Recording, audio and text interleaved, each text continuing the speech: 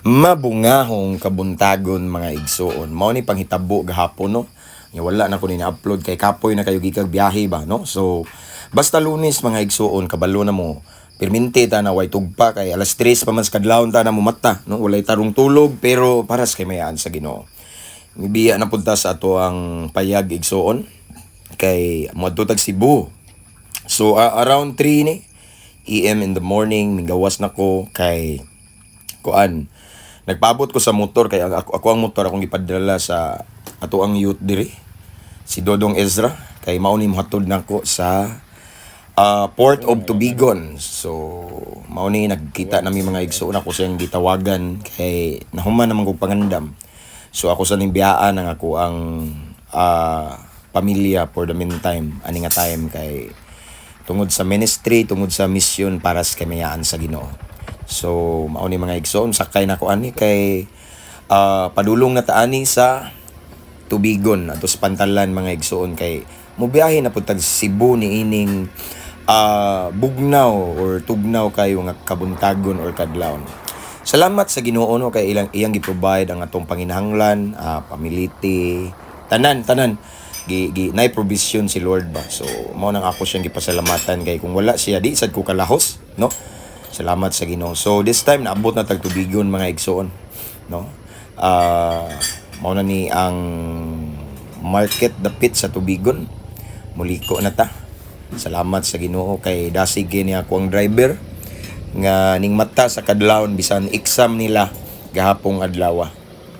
No, so naabot na ta diri sa merkado sa Tubigon. Unya muliko ta diri sa wala kay maglukat ta og ticket mga kaigsuonan. Atong sakyan ani 6 PM MB Starcraft 2 kay ganahan ko ni kay kusog kay mudagan unya. Dili pa malate ba. So kaning panaktakna padulong na tani sa Tubigon Port Gate. So mohunong magita diri kay mobayad tag 12 pesos no para makasulod ta diri. So salamat sa Ginoo. Unya maayong panahon ani nga time walay ulan mga kaigsuonan.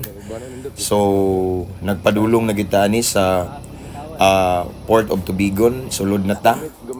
Unya nakita ninyo diri ang amo ang pantalan diri sa Tubigon igsoon. Nindot na sad ni siya di na siya pareha sa una. No? So dana ang Tubigon or Port of Tubigon unya bayad ta diri sa terminal fee. So ning sulod na ta diri igsoon while waiting sa announcement nga pwede na ta mo kuan ba saka sa barko.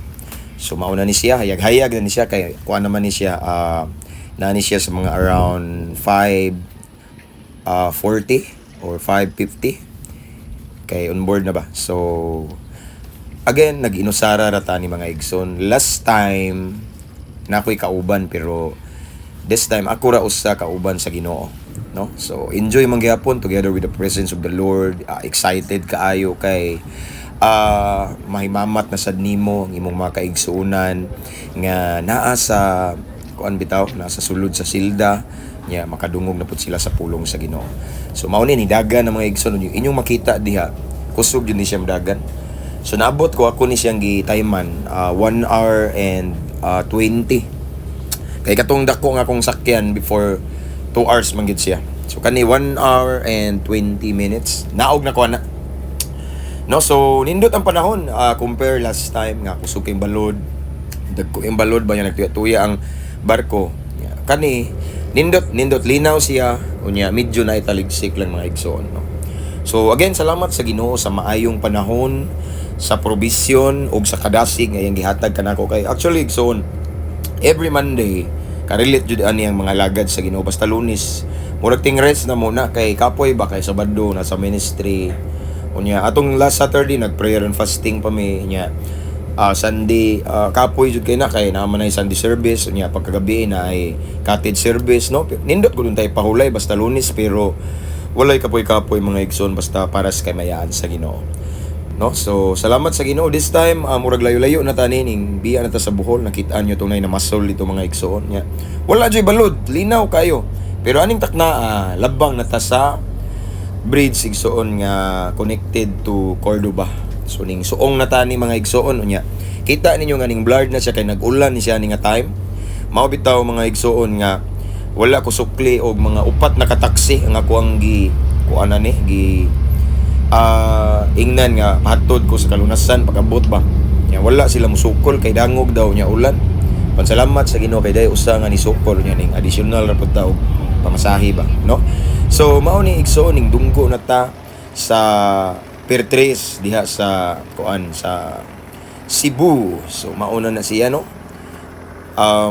Ning naog ta unya ning hunong-hunong na sa dang ulan ani nga time. Pero sa unahan ani ning ulan siya balik ni. So wala lang na ko ni siya na video. So mao ni akong gisakyan ang MB Starcraft 2 from Tubigon, Bohol to Cebu, no? So kusugi siya mudagan, no? Salamat sa Ginoo. So again, nag-inusara rata pero malipayon kauban sa presensya sa Ginoo. This time padung ko ng taxi ay. Actually kanang taxi ay so ni balibad na kay di daw siya mutungas kay dangog unya ulan lagi kay mao na siya kay basa pa kayo nga gianan ba niya. Tungason man kay to. Pero salamat sa Ginoo kay nakaadto jud ko mga igsoon niya. Pila ra bay istorya mga igsoon, wala na nako gi-video sa City Jail kay bawal man dito tanan. No, wala ko'y picture.